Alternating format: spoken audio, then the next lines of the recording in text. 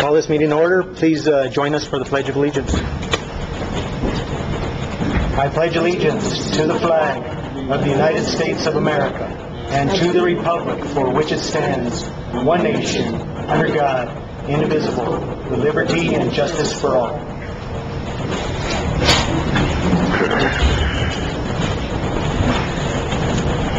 First item on the agenda is public input.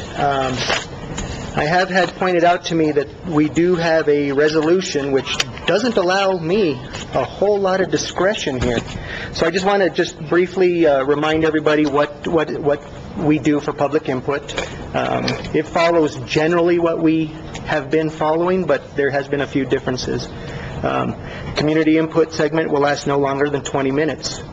Each person will be limited to no more than 5 minutes, so theoretically 4 people. A sign-up sheet with the person's name and subject to be discussed will be completed no later than 30 minutes prior to the start of meeting. We have not been doing that, and we didn't do it today, and that's okay. We're still going to follow what we have here. Individuals will speak in the order they appear on the sign-up sheet if they meet the criteria in paragraphs 5 and 6 below.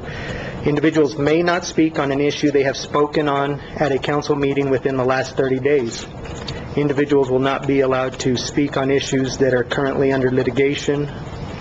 And that's it. So we've been following most of this, but I just want to just clarify that you have 5 minutes. I will give you your 5 minutes to speak. I don't recognize any names that were here at the last meeting, so I think we're good on that.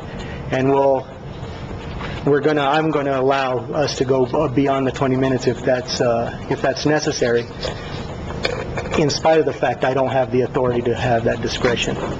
But hopefully we'll be looking at getting some changes here, and we'll be able to have a more fruitful public input in the future. First on the list is Fred Fernandez with subject matter, water deposit and traffic. And I'll let you know when you're about a minute close to that 5-minute mark. Good evening, Council. I'm here. I'm here to discuss a water refund that is asked by the city when you need your water service. I approached the city recently, back in February, about my water deposit. I've lived here in Silver City for all my life. I started paying for water in the early 60s, and they refunded me $100 water deposit, and I was kind of upset for the reason that if I go past my water bill, there's $6.86 if it goes past due. I don't get interest. I didn't get an interest on my $100, and I'm sure, because I relocated my home, my mobile home, 3 times or twice, and then I bought a double wide, and I paid deposits on, I'm pretty sure, on all 3 of those. One of my daughters lived on my top home. She paid a water deposit. She never got it back. My grandson lived there. He put a water deposit. I never got it back. I approached Mr. Brown about it, and I told him, look into it. And this is the reason I'm here, is because I never heard from Mr. Brown. Issues that I have brought out before to Mr. Brown, seems like nothing gets done. And I'm really concerned, because I think that this is not right. I'm on a fixed income. A majority of us are on fixed incomes, and $100, even $25 is too much. So I'd like to see, and I brought the check. I never cashed it, and I brought it to Mr. Brown so he can go ahead and see what he can do with it. My second issue is the traffic, and we all know, I live up on Cooper Street, and we're getting a lot of, it's a big story, but I'm gonna cut it short. We're getting a lot of semis up there, their jacks are too low, and they're getting height centered. I've been out there, and they're going up San Vicente Street. I live on the corner of San Vicente Street. I've been out there directing traffic so that those poor people can get out of here. Not only that, RVs are lost in that area. They're going on one-way streets, and I've directed some of them towards Highway 90. I approached DOT about it. They said they couldn't get nothing done because Mr. Brown and Mr. Peña didn't, it was their job to do it. And I was just asking for a directional sign with an arrow from Broadway south going on Cooper Street. That's all they need. The closest sign that says that they're close to Highway 90 is past the cemeteries. And I guess that's it, because I guess my 5 minutes are coming up.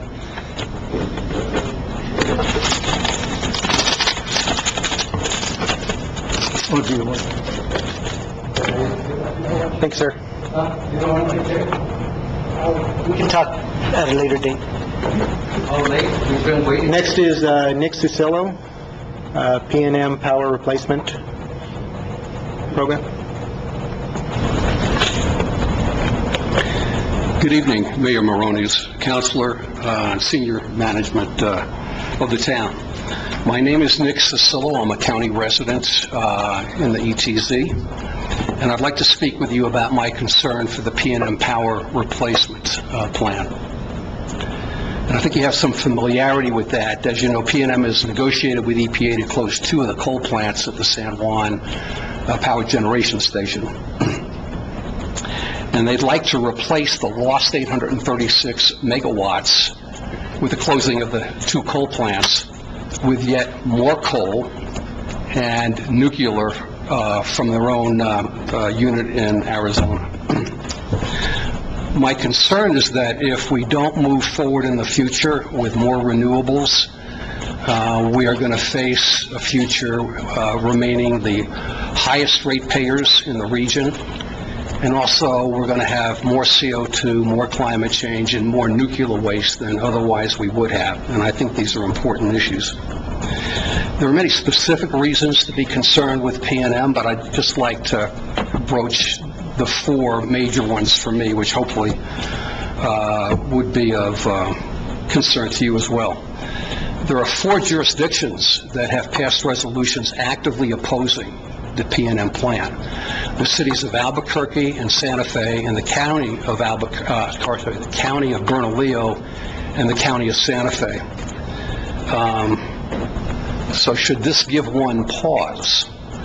Why did they pass those resolutions? You know, some might say, well, the northern counties and jurisdictions are political. It doesn't matter much. Mr. Darnell would have us believe, as he said at the EDA meeting 3 weeks ago, that, well, that's just, a few councilors and commissioners. And the residents chose to stay home and watch basketball on at least one occasion. I guess as the elected officials of 80% of P&M's rate base, I would be concerned that someone would basically say, well, it's just a few elected officials, and everybody else is interested in b-ball. And so as the elected officials of Silver City, I would ask whether, or simply what you think about Mr. Darnell's take on our democratic process. Secondly, on April 8th, the independent hearing examiner recommended that the PRC deny the P&M plan as not in the public interest. That, again, I think might give one pause for concern. There was over a 100-page report by the independent hearing examiner, and among the issues that were part of the recommendation for denial was the compensation requested for the nuclear facility in Arizona by PNM. And yes, PNM wants to have the PRC approve not buying nuclear generated electricity on the open market, but they want their particular unit in Arizona to be part of the rate base. That then would tie that toxic liability to the ratepayers of New Mexico. And part of that would be decommissioning costs, one might ask. And there appears to be a number of major issues that are not addressed by PNM in terms of the effect potentially on ratepayers. So the bottom line is, from an environmental standpoint, more coal, more nuclear, little renewables. Since the EDA meeting 3 weeks ago, when 40 megawatts, which represented only 5% of the replacement power, the 836 megawatts, PNM is now proposing to add another 50. Now, that's just in the last 3 weeks, apparently as what I would call a bone to the opposition. So adding the 50 megawatts then brings the grand total of renewables up to 12%. Which doesn't seem to be, at least from my perspective, how we as ratepayers, I'm not going to look at the state and politics, etc. What I ask is, what do we want for us, for all of our communities here, the biases aside? And I really have to believe that if you put the biases aside, coal and nuclear don't come out as major votes. So I guess to end, as the former director of the Office of Sustainability for the town, thank you. I remain committed to the well-being of the town. Sorry, time's up. Okay, thank you. In fact, I can't even get this thing off now.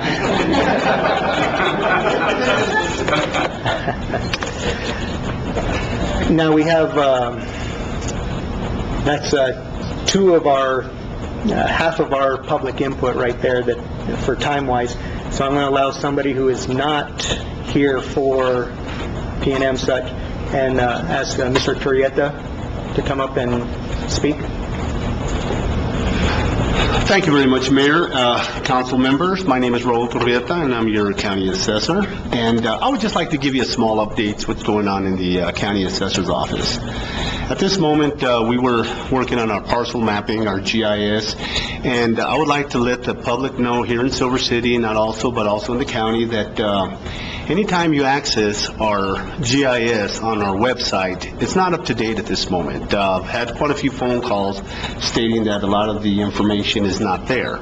So they're still working on updating. So if you do have any issues on any property lines or any mapping questions, please contact the county assessor's office. Another thing that I would like to express is I've been running this office with a couple of employees. I'm glad to say that we're in the process on hiring 5 employees by the end of this month, and that I had to work, there's a lot to do in that office, and I'm quite blessed that I have the opportunity to bring in these individuals. One other thing, in June 15th, by statute, we need to certify our valuations, not only on our assessor's valuation, but also our state assess. And I was quite excited to receive those numbers, and it looks quite positive. And if I may, Mayor, council members, I would like to give a report possibly in the next city council meeting, and I'll go ahead and place myself in the agenda if I get the avenue to say a few words. I just want to thank Silver City. It seems like every weekend there's something to do, and I'm there. And it's great that we're moving forward here in this community. And if you have any questions, Mayor, City Council members, I thank you very much. I appreciate it, and have a great evening. Thank you.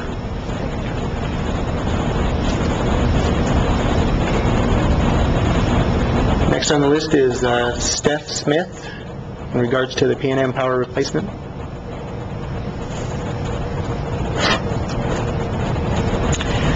Good evening. My name is Stephanie Smith, and I'm here representing the local chapter of the Great Old Broadsford Wilderness in regard to the PNM Power Replacement Plan. Though I am not a town resident, many Great Old Broads are. As an organization, we believe that continuing to generate power using outdated and toxic coal and nuclear energy, from which PNM will amass windfall profits through bloated bills paid by its customers, is both immoral and unethical, and reaches far beyond political boundaries.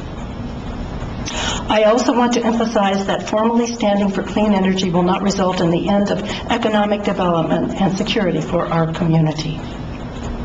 On the contrary, this is an opportunity that, if taken, will benefit all through safer 21st century jobs for PNM employees and a more resilient and sustainable 21st century PNM that is responsive to the desires of its customers and the needs of our shared environment. Please do the right thing and stand with us in support of renewable energies. Thank you. Thank you. Next is Gail Simmons, jobs created by photovoltaic. Hi, I'm Gail Simmons. Thanks for the opportunity to address you tonight, Mr. Mayor and council members. I work for Wentz Electric Company, and our company employs 4 people. We have been able to employ 3 of us because of solar energy.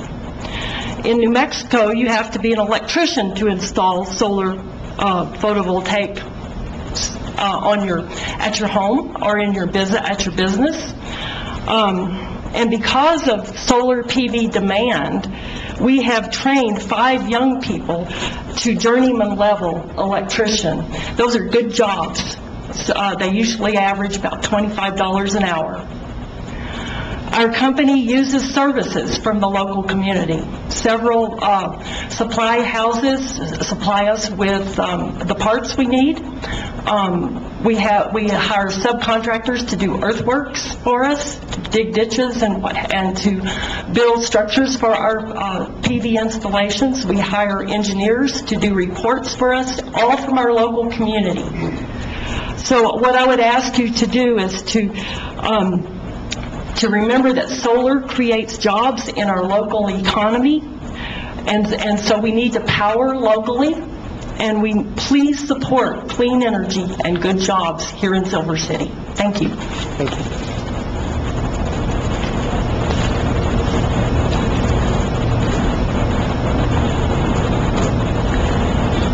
Next is Andy Payne, PNM.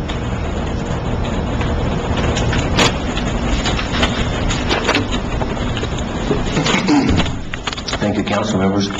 My name is Andy Payne. Last month, you heard PNM present a report to you that represented their vested interest in profits for themselves and shifting risks and responsibilities to ratepayers. Tonight, you will hear a report from local citizens whose only interest is clean and affordable electric energy for consumers in New Mexico. I want to make a few comments about some things I heard at PNM's report last month. I heard the representative mention how much distributed solar they had in their system. Distributed solar just means rooftop installations of PV panels. But what he didn't mention was that PNM has a proposal in the works with the PRC to charge all new installers of these systems a high monthly fee based on each kilowatt that they install. These fees will just about kill anybody's incentive to install such a system, thus freezing the amount of distributed solar that PNM has right in its tracks. So in other words, PNM likes to appear that they are progressively green in their public relations, but they actually aren't in their business practices. So what is needed are regulations and laws that truly make it affordable and possible for most people in New Mexico to generate their own power and to feed it into the electric grid if they have a surplus. PNM proposes to make it harder to do. Another public relations technique that PNM uses effectively is making contributions to local groups and nonprofits. There is a tendency for these groups to then feel that PNM is a good corporate citizen and thinks their policies and proposals should be trusted. But that free money that PNM is distributing is being earned from dirty coal technology that is severely harming people everywhere in the world. But there's no reason it has to get its profits that way. They could actually become that good corporate citizen and continue to support local groups while generating clean energy. But to do so, they have to embrace change, not resist it with all their legal and corporate strength. Then PNM mentioned the jobs issue. They say it would be that they would hate to lay off people at the San Juan plant if they close it down. But they shouldn't try justifying keeping people on jobs that are polluting, causing global warming, which is destroying economies in many parts of the world today. There's a bigger picture here that we all need to see, not just local jobs. And in the long run, there will be many local jobs created. As Ms. Simmons mentioned, she's an example of that. They're creating jobs right now on a small scale. It could be massive. There'll be many more local jobs created in building infrastructure for wind and solar generation that will replace those harmful coal-based jobs. I want to thank you for this forum where people can present and hear public pushback on PNM's power replacement plan. I strongly urge you as local representatives in our community to take a strong position or action of some kind to give PNM some guidance on what needs to change in order to clean up New Mexico's power generation. Please don't be passive and let business continue as usual with PNM's massive coal-fired pollution. We can't afford business as usual anymore. We have to very quickly transition to solar and wind power production for our sake and that of future generations. Thank you.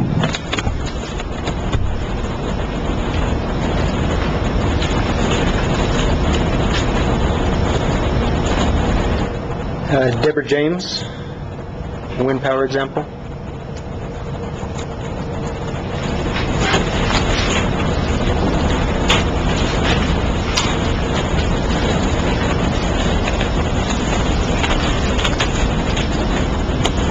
Mayor Morones, members of the council, thanks for this opportunity to share some very important information. The last decade of my career was focused on developing and delivering high school curriculum which prepares students for a rapidly changing climate scenario, including creating a curriculum for introduction to green jobs. I would like to see a replacement power plan that is focused on mitigating climate as best we can to make the future livable for generations to come. But I also realize that as policymakers, you have to concern yourselves with the affordability of this mitigation process. Fortunately, the most affordable energy options today are also the cleanest options. That having been said, I bring your attention to one particular aspect of PNM's presentation 2 weeks ago, not because it is the most egregious of PNM statements, but rather because I found it to be a particularly clear example of the general misrepresentation of the facts in the power replacement case that PNM employs. You might remember that PNM's Senior Vice President, Mr. Darnell, told you all that PNM's rates, quote, are not the highest in the region, and, quote, we are sort of in the middle. Then, Mr. Darnell went on to support his statement by sharing some figures so quickly that it was hard to pick them up. He told us that PNM's electric rate was 12.9 cents per kilowatt hour, Nevada's is 12.88, Colorado is 12.18, and Arizona rates are 11.98. These four rates that Mr. Darnell cited are the four highest rates in the region. Of these four rates, you will note on the pages that I handed out, if you look at the graph and the information that's on the back, of these four rates, you will note that PNM's rate is, in fact, in direct opposition to his previous remarks, the highest as compared to the other rates, which he himself provided. If this is how PNM distorts the figures that they are actually putting in front of you, just imagine how they distort the figures that they try to keep out of sight, such as hidden costs that keep coming into light in this case. This spurred me to further investigate regional costs. If you look at the graph in front of you, provided by the supply side director of the Coalition for Clean Affordable Energy, David Van Winkle, you will note that one side of the graph, the highest rates in the region, are charged by PNM. On the other side, with the lowest rates in the region, the Southwestern Public Service Company, or SPS, an electricity provider that covers southeast New Mexico and is aggressively pursuing renewable energy resources. SPS currently filed to build 2 new 70-megawatt solar facilities. By putting out a request for proposal, something that PNM has refused to do in its power replacement proposal, SPS will be acquiring its solar at 4.2 cents per kilowatt hour, whereas PNM cites 6.8 cents per kilowatt hour as the cost of solar. Furthermore, SPS purchased a 700-megawatt wind plant in 2013 for 2.3 cents per kilowatt hour. By contrast, PNM claims costs of 3.8 cents per kilowatt hour for wind power. But remember, PNM wants to purchase nuclear power at 8.1 cents per kilowatt hour and coal power costing 9.9 cents, with a high degree of additional financial risk and liabilities for its New Mexico customers. So why would we want to buy dirty coal power for 9.9 cents per kilowatt hour when we can have clean wind energy for 2.3 cents per kilowatt hour? It just doesn't make sense. I hope that you will all consider weighing in on this power replacement plan. We need to stand with Santa Fe, Albuquerque, and Bernalillo County and tell PNM that the time has come to invest in renewable energy now. Thank you. We have greatly exceeded the 20 minutes, and the last people on the list, I believe, had an opportunity to speak at the last meeting and will have an opportunity at the next. So moving on in the agenda, council comments. Councilor Bedison? Thank you, Mayor. I have no comments. Councilor Raymond-Smith? Thank you, Mr. Mayor. I have 3 comments. First, I want to do a small infomercial. There will be a conversations with the counselor and community development. You are all invited tomorrow at the university campus, the Student Memorial Building, 3rd floor at 6:30 p.m. And we're going to be discussing a very juicy topic, infrastructure. So please come and learn about infrastructure.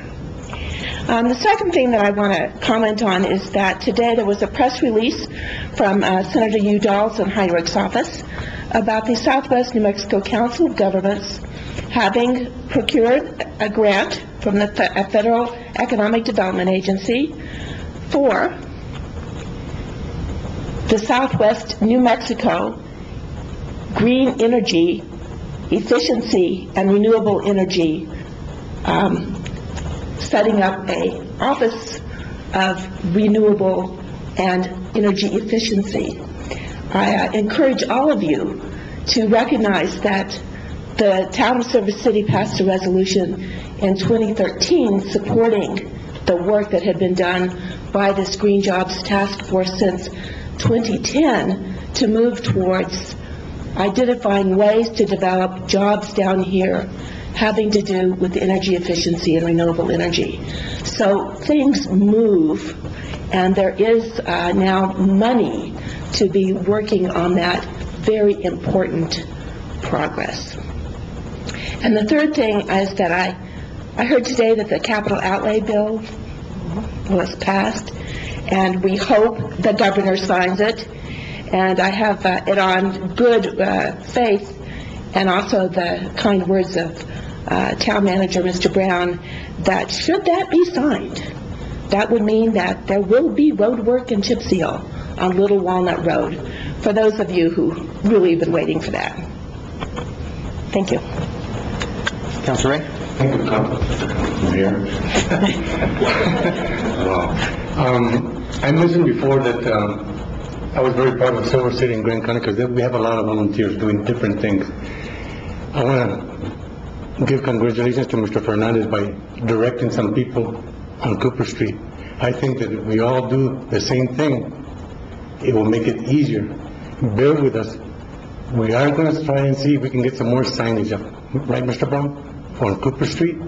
And I know it's hard for the people. Old habits are hard to break. Just bear with us, and it will be done. Thank you. Thank you. Councilor Cano? Thank you, Mayor. I just have one thing. The past couple of weeks, it's been brought to my attention several times that community members have been told by probably some Wyoming City staff not to direct their complaints and concerns to us other than to bring them to meetings.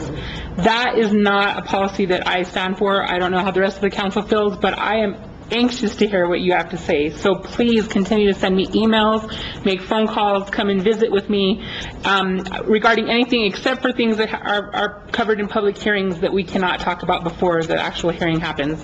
So please continue to let me know what you're thinking. Thank you. Thank you. I don't have any comments. Does anybody need round two? No, sir. Okay. Moving on, any changes to the agenda? Approval of minutes. Councilor Amos? Thank you, Mr. Mayor. I move to approve the minutes of the regular town council meeting of May 26, 2015. Thank you, Mayor. I second the motion as stated. We have a motion and second to approve the minutes of the regular meeting of May 26, 2015. Is there any discussion? We have a motion and second to approve the minutes of the regular meeting, May 26, 2015. All those in favor? Aye. Any opposed? Motion carries. Next on the agenda is under reports is a presentation of alternatives to the PNM Power Replacement Plan by Ben Keeler.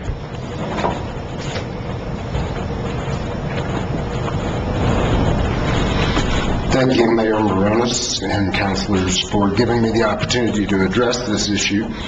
My name is Ben Keeler. I'm here as a relatively new resident of Silver City, and I found this to be an exceptional small city. I first want to thank you and city staff for all that you do and all that you have done to address the needs of this community. I particularly want to note that your foresight in creating the Office of Sustainability, a sustainability plan, and in creating some good choices for wise energy use around conservation and municipal solar projects is very much appreciated.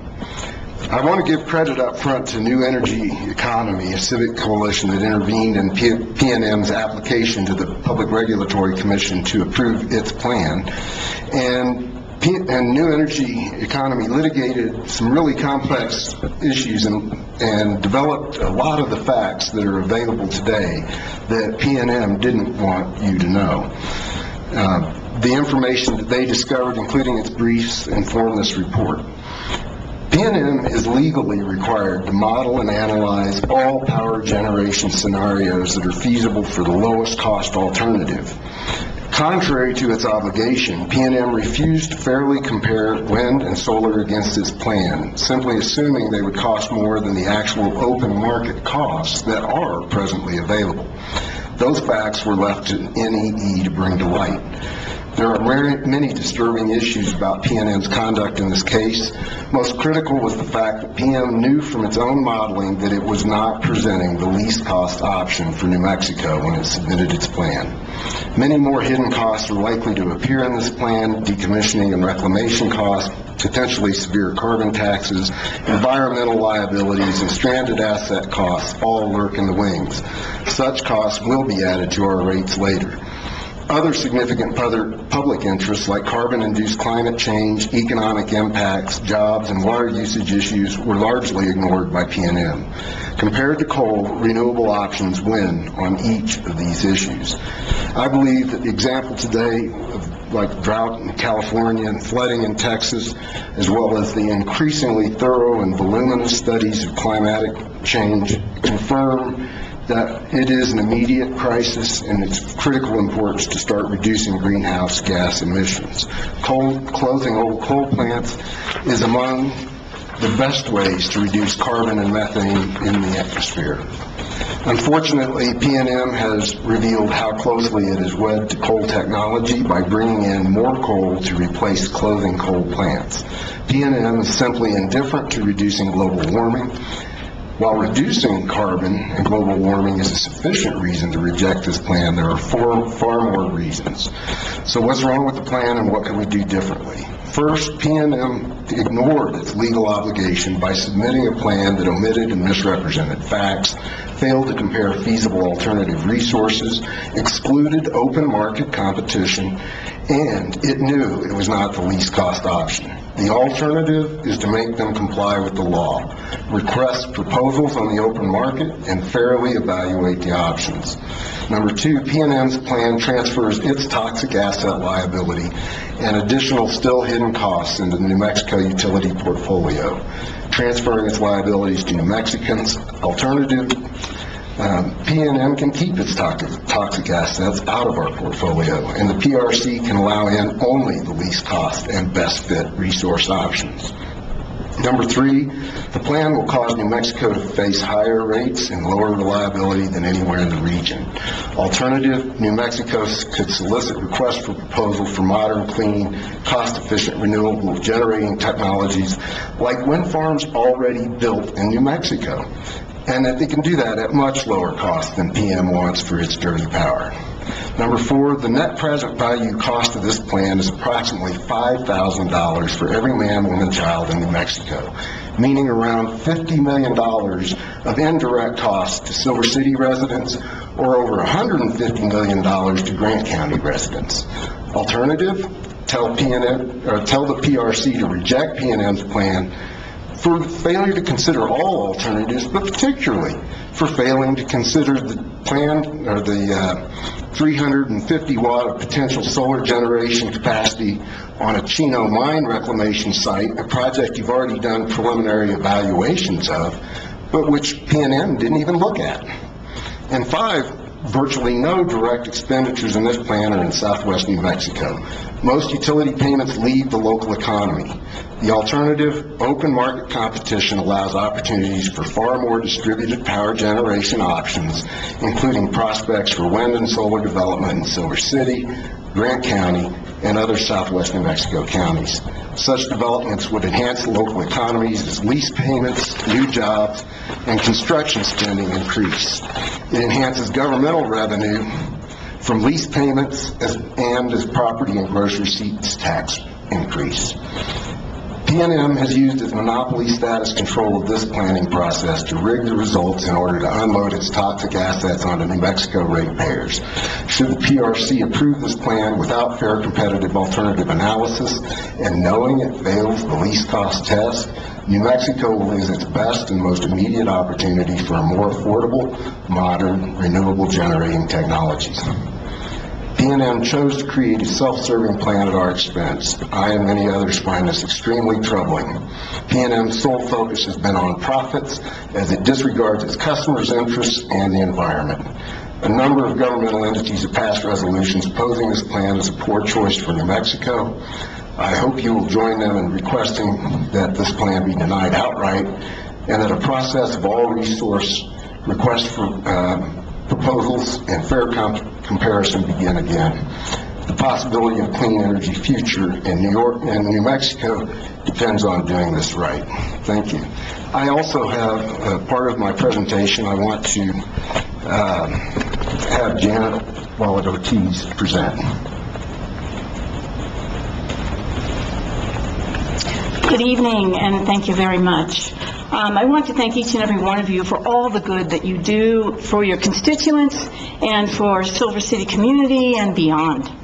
And also, thanks for allowing me equal time to respond to PNM's fatally flawed power replacement plan, which I'll refer to as the PRP at the same time, not the PRC, the PRP. There's obviously a deep concern about how the PRP will affect jobs. We all know that technologies change over time, and job options and opportunities change as well.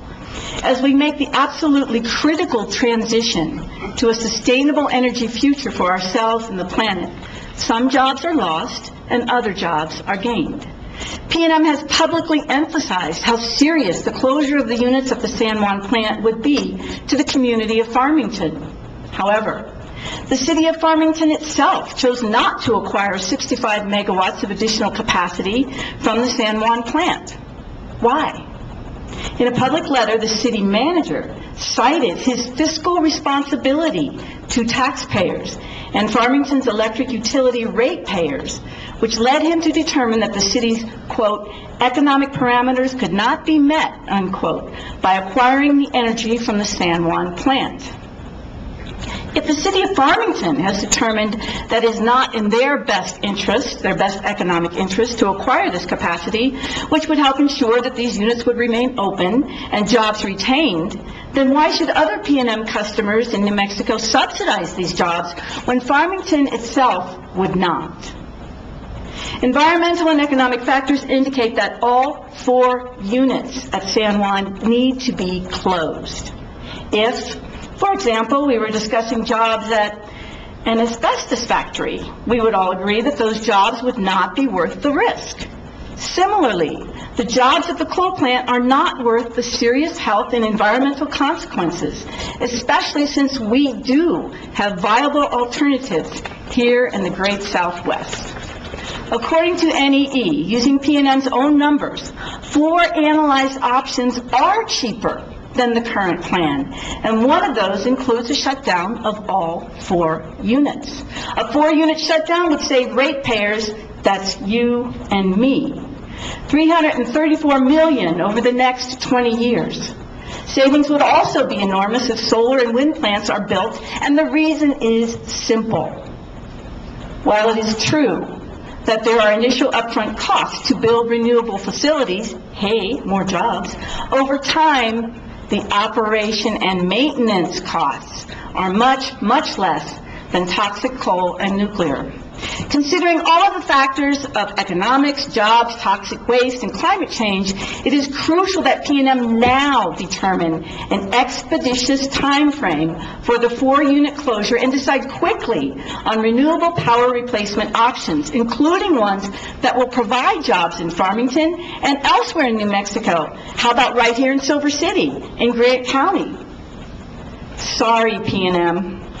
Replacing the needed power using Palo Verde Nuclear Plant number 3 will provide 0 jobs for New Mexico. However, renewable options will provide New Mexicans with jobs and boost the economy.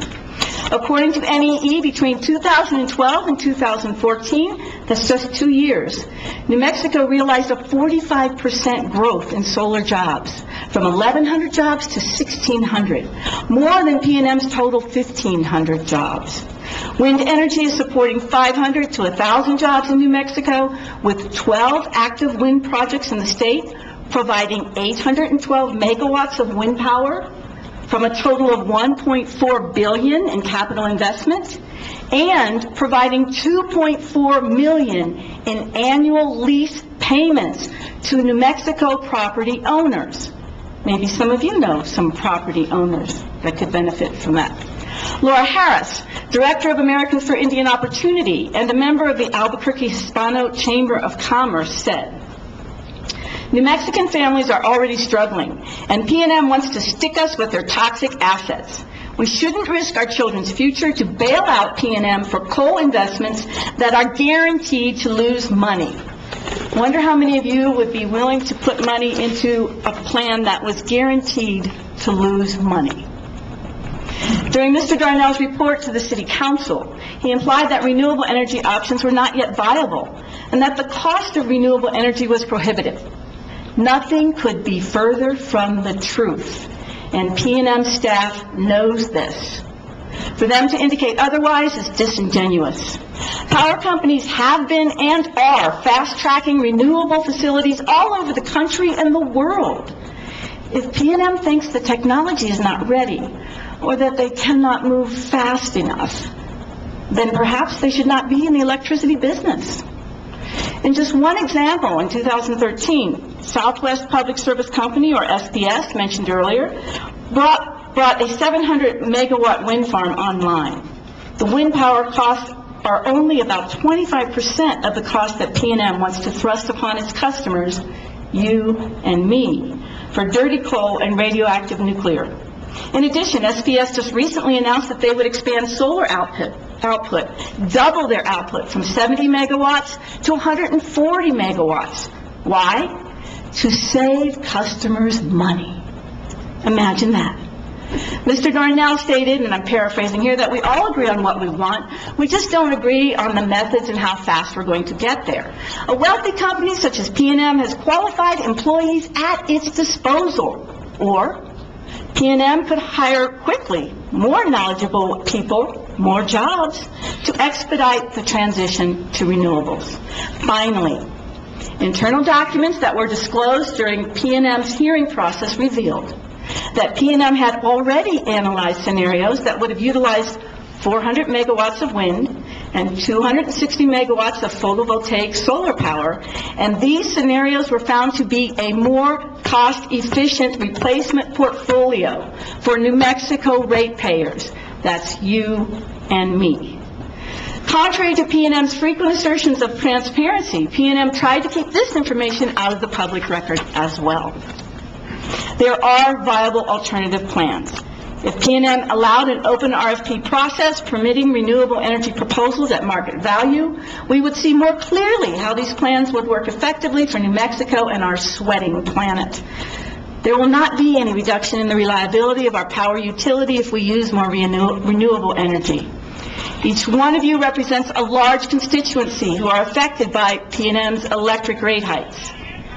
For the sake of social, economic, and environmental justice, it would be in all of our best interests if this city council took a stand, as Santa Fe and Albuquerque did, and passed a resolution disapproving P&M's current PRP and requesting that P&M dramatically increase the amount of renewables in its portfolio.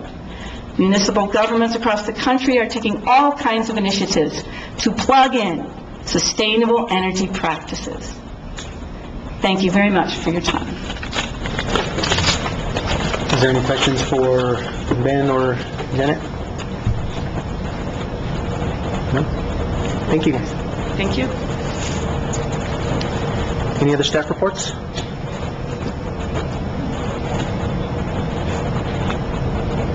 Ready to move on? Councilor Bedison? Thank you, Mayor. I have a quick question for you, Mr. Brown. Could you explain, or have they been put up the signs for weight limit restrictions on Cooper? The police department is looking into the weight limit requirements, and Peter's waiting for that so that he can order the signs.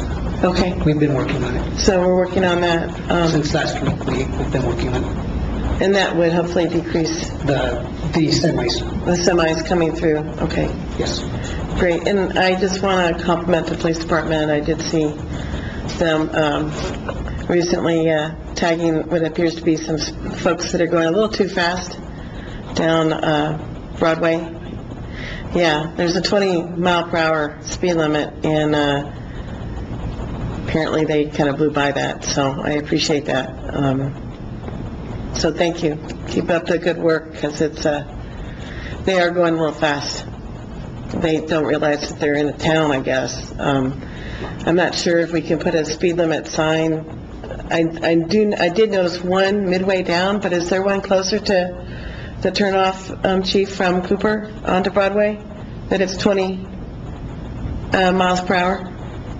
Okay. Yeah, I guess I didn't see it. Maybe something was parked in its way. Okay, thank you. Any other questions for staff?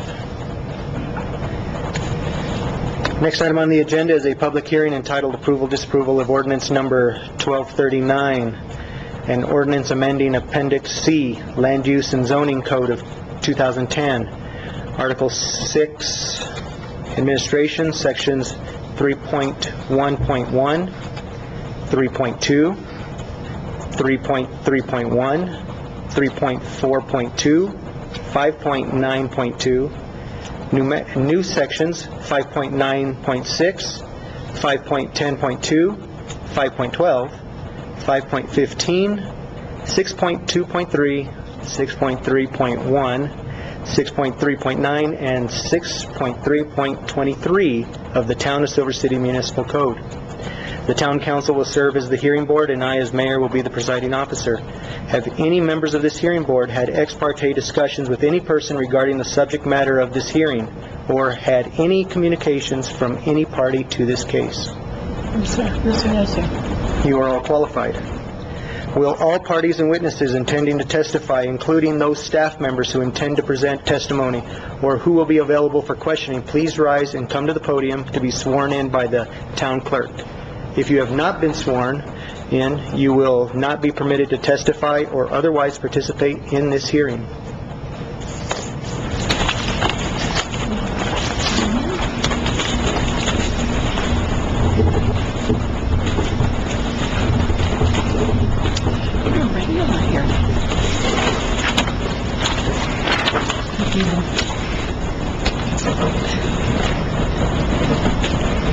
The meetings are long just because he's here.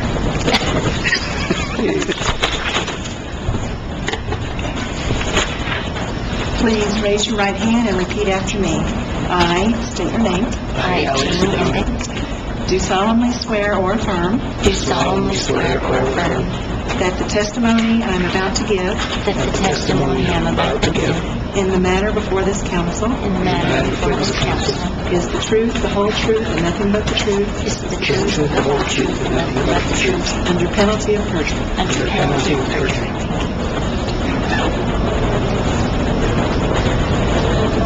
The hearing will be conducted as follows. The town staff shall present a brief synopsis of the application based on the application or actions taken by the director, by P&Z Commission, or by town staff. The Town of Silver City Community Development Director is the applicant, so that will also be their case. Doesn't look like there will be any opposition following that. So, staff?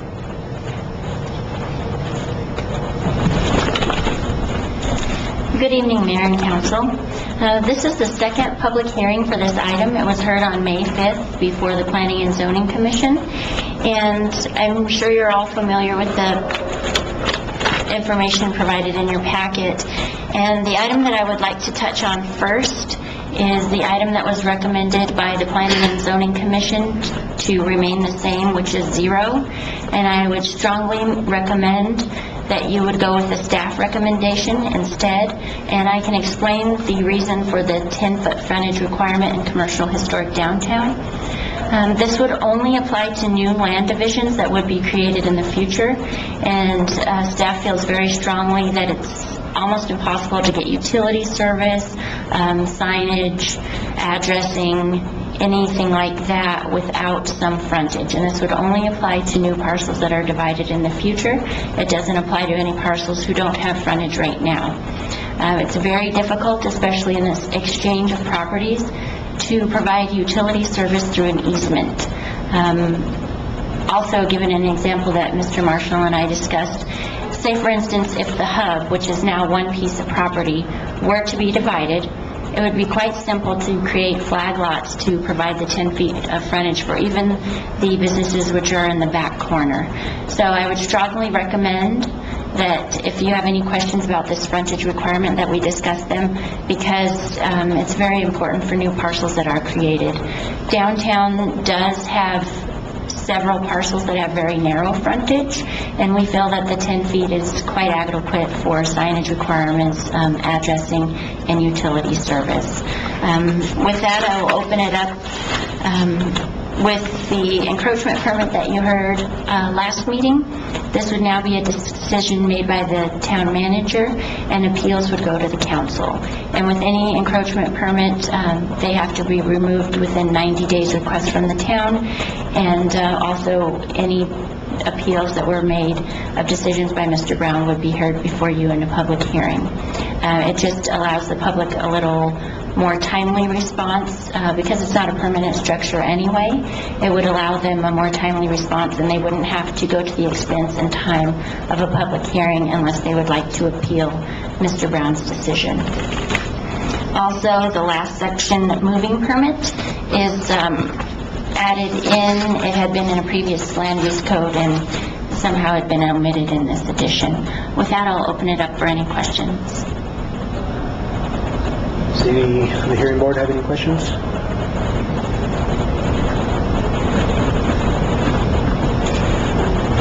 Councilor Bedison? So, in looking at this, because we got one of the things a little bit later than we should have.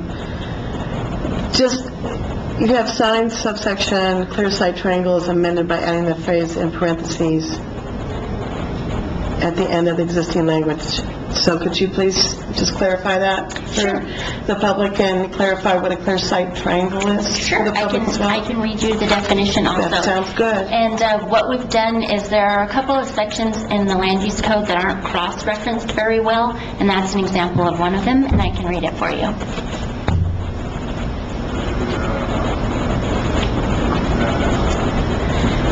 So in the sign section, it stated that you weren't allowed to encroach on the clear sight triangle, but the definition wasn't often clearly understood. So now it refers you to the section with the definition. And as you can see how long it takes sometimes to find it. It'll prevent this from happening. Anyway, as you can see what it will prevent. It is a point from the intersection where the property line is on the corner, 25 feet back and connected in a triangle. I happen to know that, but you'll notice that it's not referenced. And as you can tell by having it flip back and forth, it will prevent that. It'll be denoted where you can find that immediately. In terms of a clear sight triangle, does that also include stop signs?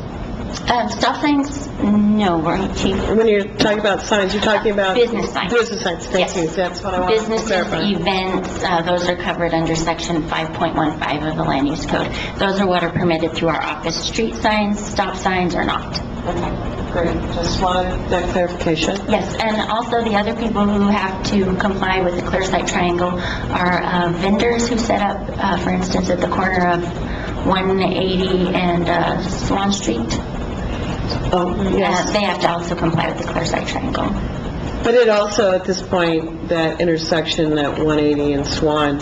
They prevented that. They prevented that. Yes. So, by a very nice planting that's there. Mm-hmm. So they kind of resolved that issue, yes. I think.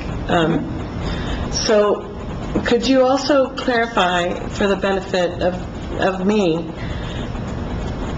the difference between the frontage that you're asking for and a setback? Yes, ma'am. Thank you. So frontage is along the street. So for instance, I'll give you an example. The Hub Plaza, which we were speaking of earlier, has frontage on 3 streets, which is the area along the front or the side, any street frontage. So for instance, a setback is from the property line. So the setbacks in that commercial historic downtown district are 0 or matching at this time. That's not changed or affected. This is the frontage, the linear street frontage that the property has to have access to. So this would prevent creating a lot out of the middle because it has no frontage on an accepted right-of-way. So it has to do with the linear frontage along the right-of-way, where a setback applies to every piece of property, and it goes by the setback map, and then the sides and the rear of the property. So, for instance, the Hub has frontage along 3 sides. Yes. 4. Yeah, actually it's the whole block, so yes. So you stated that by doing this with a 10-foot frontage requirement, there couldn't be a structure built in the middle? There could. It doesn't. That goes with the setback. Okay. So this applies to land divisions. So for instance, if they would like to divide the piece of property that the Hub sits on, each piece they divided it into would have to have 10 feet of street frontage. Yes, ma'am. Which allows utility access, addressing. It's very hard to address a piece of property with no street frontage. I'm playing around with my little button too much. On table 6.3.1, where you want to change from the council making decisions to the town manager making decisions and the community development director, can you explain exactly how that'll change the whole procedure? It actually will give the applicant an easier route to have their appeal heard, as well as expedite the process for them. Because it's not a permanent structure, the town manager, any encroachment is not a permanent structure, can be removed within 90 days. So the town manager can make the initial decision faster, and they don't have to pay the $75 case fee for a public hearing. And then if they're not happy with his decision, then they may further the process to appeal it to you for a public hearing. Appeals from you are heard at district court. So this adds a step that makes it more expedited and easier for the person to get their decision faster.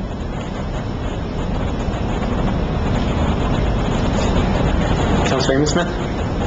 Thank you, Mr. Mayor. My question actually follows along that explanation, which is I had written down, could you give me the pros and cons of having the town manager rather than the council hear these permit requests? And it sounds like it adds a step, but you're saying that it will likely expedite the decision. Could you say more about that and why? Yes, ma'am. An application fee for an encroachment permit is currently $75, so it would take that out of the initial expense. Public hearings, as you well know, have to have public notice. It would take that time frame out. Council meetings are only held every 2 weeks. Mr. Brown's in his office 5 days a week normally. So it would really shorten the time to have their initial decision. It also lessens the expense unless they would like to file an appeal and go further with that. And we felt that it was in the public's best interest because it's not on their own property, it's on the town property, and it has the clause that it can be removed within 90 days notice anyway.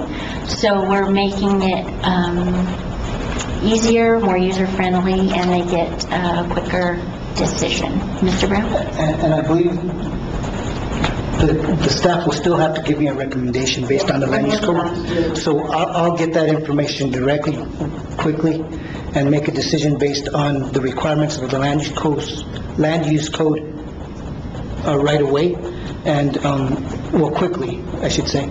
And then if I give a negative a response to their request, then they still have the option to come to you. And my decision will be based directly on the land use code. You really don't have to. You're the policymaker, so you don't have to follow the land use code. You can change it. So they still have that option to come to you. Thank you. Another follow-up question. About how many of these permit requests do we get a year? Not very many. Yes, I didn't think so. I believe the case number on that may have been EN 15-01, which would mean it was the first one of the year. Right. Yes. So that was my sense too. So you don't think that this will increase the request for permit, thinking maybe it could go faster? I don't think so, because most people don't want to invest in something that has to be removed and isn't on their own property. There's not much value in that. So I don't foresee an increase in requests. Thank you. That makes good sense. That is in itself a pretty good argument for doing something different, perhaps. Yes. I have a second question, and it's different. And you've given the hub as an example, maybe because it's in our minds, about having frontage space. What other properties downtown are you thinking of when you were putting together this recommendation? Actually, one of the things that began this discussion also was there is a land division on the south end of the same street, and theoretically, they wouldn't have had to have any street frontage, and it really started this discussion of, is that a valuable thing? And we were in the process of this land use code upgrade, and we talked about it, and we really think it is. You'll notice that it's less than in other places, but we really feel the need for access for utilities and addressing on any new land divisions, and they have occurred in the last year, which is what began the discussion. Thank you, Mr. Mayor. Any other questions? Councilor Bedison? Thank you, Mayor. Can you explain the moving permit? Is that brand new? No, ma'am. Okay. It has been in existence for quite a while. It's to bring a manufactured home into the town. We have standards about the HUD seal requirement and the year of construction, and so it was omitted, and it's just being placed back where it goes. That's what I thought. Okay. Thank you. Any other questions?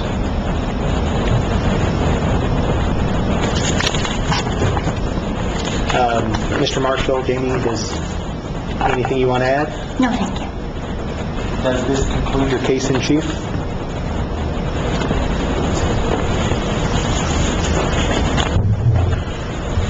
Mr. Mayor and Council, I just wanted to add one point. In the street frontage, I spoke with the fire marshal regarding his opinion on the safety of having lots without any street frontage and possibly just walkways between buildings.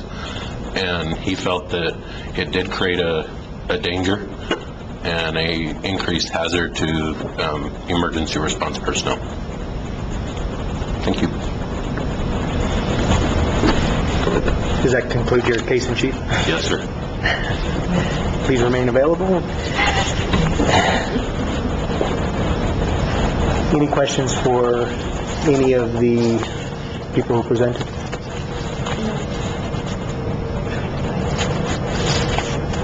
It's almost going too quickly. Mr. Mayor, I'm not sure if this is proper, but in the resolution, the street frontage is not in there, correct, or is it? It's a zero? It's at zero? Mr. Scabron? Is it 10? In the resolution, in the zoning ordinance that you're voting on, the table, in the resolution, or the zoning amendment that you're voting on, it does indicate a street frontage of 10 feet, and that's in table 3.4.2. So when you're voting on this, you're voting on modifying the P&Z, which left it at zero. So you'd be accepting the recommendation of P&Z except for 3.4.2, where the frontage requirement will be increased to 10 feet.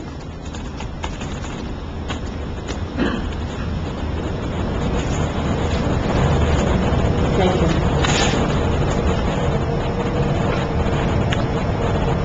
Is there anything else you want reflected in the record? Does any member of the hearing board have any questions for any witness? Is the hearing board prepared to consider this application and render its decision? How does the hearing board decide? Councilor Bedison?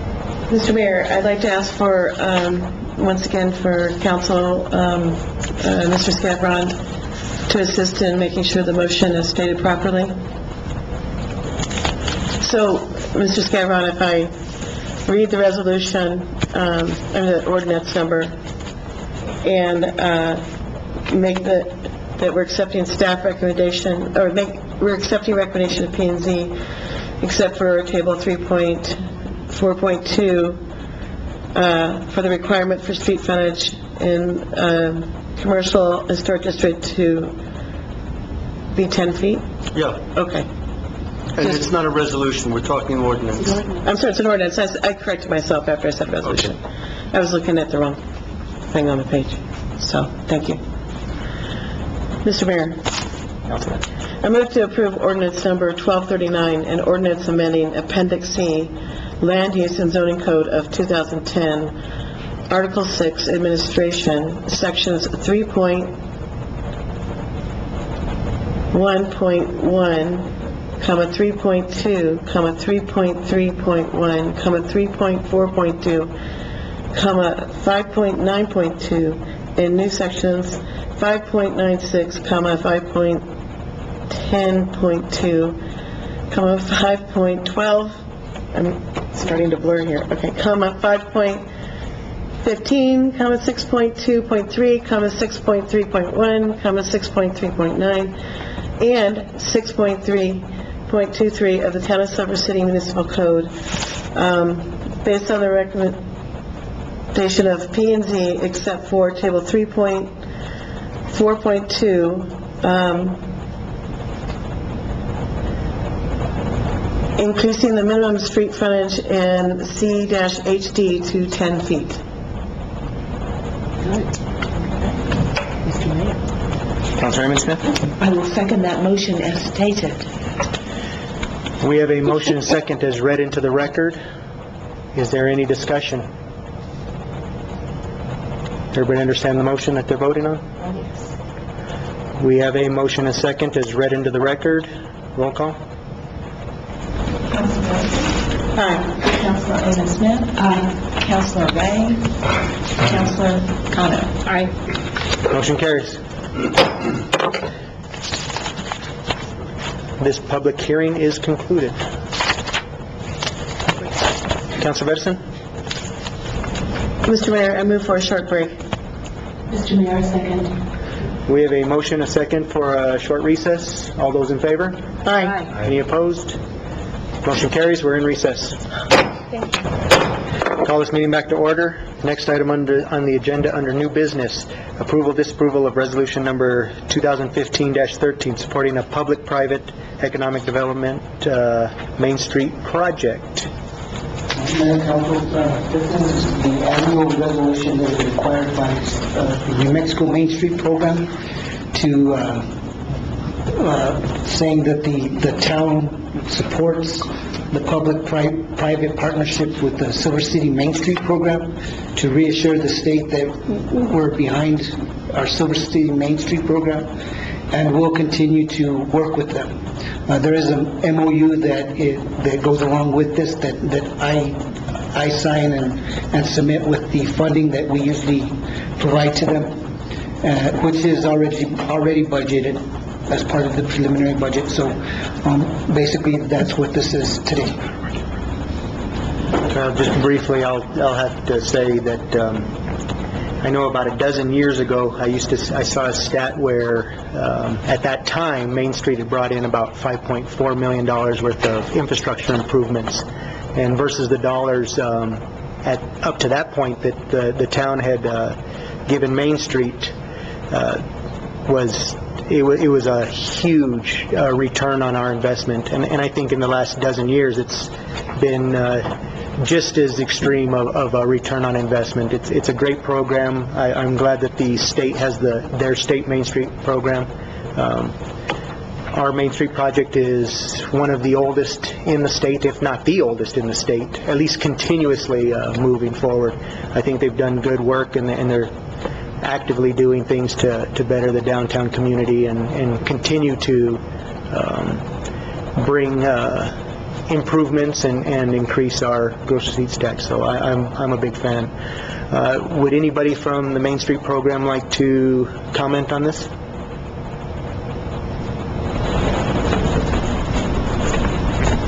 Thank you, Mr. Mayor, Council, town staff. My name is Patrick Hoskins. I'm the president of the board of the Corporation for Downtown Development.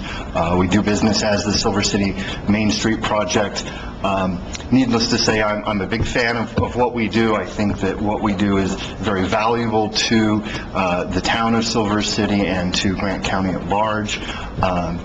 Like Mr. Brown stated, this is a regularly reoccurring agreement between the town and the state and our program.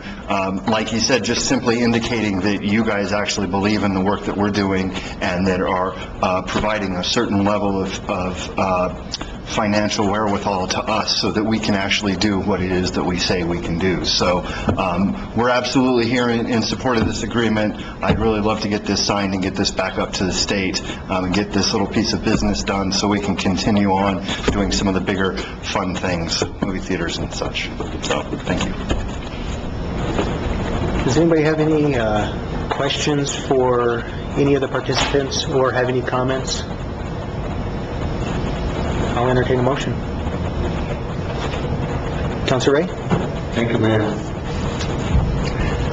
I move to approve resolution number 2015-13, supporting the public-private economic development Main Street project. I'll second the motion as stated. We have a motion and a second for approval of resolution number 2015-13, supporting the public-private economic development Main Street project. Is there any further discussion? We have a motion and a second as read into the record. Roll call. Councilor Ray? Aye. Councilor Amos Smith? Aye. Councilor Madison? Aye. Motion carries. Next item on the agenda is approval, disapproval of resolution number 2015-15, supporting the town participating in a fiscal year 2015-16 local government road fund program administered by the New Mexico Department of Transportation. Mr. Peña? Mayor, Council, as you stated, this resolution will let us enter into a cooperative agreement with an MDOT. What we're looking to do is use some of this money as maintenance for a chip and fog seal project in District 2. All these streets will be in District 2. What we're trying to do is, instead of spreading out the work and doing just various streets all over the place, is we're trying to centralize them per district per year, so people can see more of the work that is actually done. We're trying to do about 16 streets with this project. It comes out to be about 4.5 miles that we're doing. The total, the money that we're being awarded is around $72,000. There is a 25% match. I have talked to Mr. Brown. The money is in the budget for it, for the match. And with that, I'll have answer any questions that you have. I just want to add to that, just to talk about, we've been working on these chip seals. Since this funding has gone down substantially over the years, we've decided to work on chip seal projects with this funding. And last year, when the town council increased the gas street maintenance funding, it has allowed the Public Works Department to do, actually, the funding that you got for the last chip seal project was around $83,000, but we actually spent $140,000 on that project, and that was because it was supplemented with that. This year, it's the chip seal project is Little Walnut, Kane, and North Swan. And then, again, with that capital outlay money, we plan on fixing that real bumpy portion at the end of the last paved project at Little Walnut, and fixing that with the mill and overlay, and then going on with chip seal and doing the rest of those right now. And then this is the one for next year. This project will be done next summer. The project that we have for this year, which was awarded last year, will be done in August. Councilor Amundson? So just for us listening here, next summer means 2016? Correct. That's what I wanted to know. So I do have one question. I get a lot of comments about Alabama Street. It's got a couple of humps and the stripes keep moving and disappearing. Does the work that would this be, if this were approved, would that really help Alabama Street? Yeah, one of the biggest problems is that we striped it and then we had to restripe it. When you do stuff like that, it causes problems.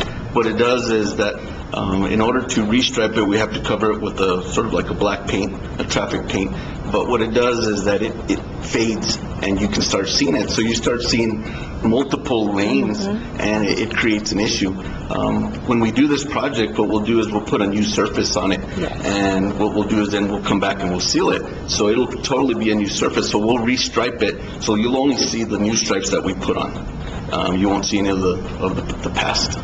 So it will help the problem. Thank you. That's a very helpful explanation. Thank you, Mr. Mayor. Any other questions? I'll entertain a motion. Councilor Raymond Smith. I'm so thrilled to do this.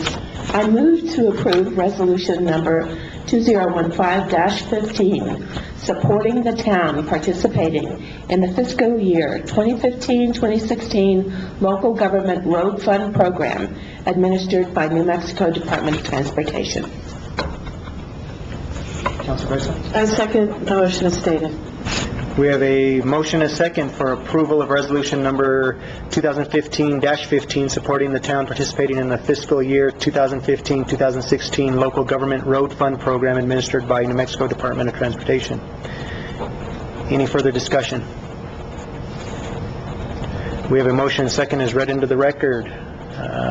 Roll call. Councilor Edison? Aye. Councilor Amos Smith? Aye. Councilor Ram? Aye. Councilor Kano? Aye. Motion carries.